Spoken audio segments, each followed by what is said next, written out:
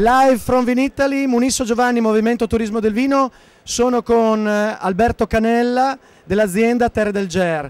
E questo anche per ricordare gli appassionati che inizierà a breve, esattamente siamo il 29 aprile nell'azienda Terre del Ger, per uno dei nostri corsi di avvicinamento al vino nell'ambito dell'iniziativa Spirito di Vino. Alberto, è una grave questa molto interessante, abbiamo visto dei vini particolarmente buoni, cosa puoi dirci?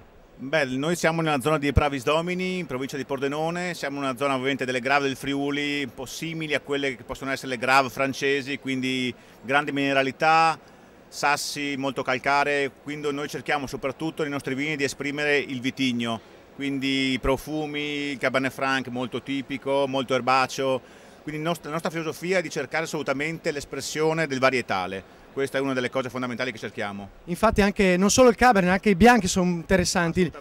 Assolutamente sì, il Pinot Grigio per eccellenza è uno dei nostri vini dove noi puntiamo molto, quindi gran profumi e soprattutto, io ripeto, la mineralità. Credo questa sia per i vini bianchi quantomeno la caratteristica fondamentale. Grazie Alberto, allora l'appuntamento è per il 29 aprile col corso Spirito di Vino, avvicinamento al vino. Per chi volesse visitare l'azienda loro sono sempre aperti e merita? Assolutamente sì, basta una telefonata, noi siamo disponibili per gruppi di degustazione, visita alla cantina in qualsiasi momento.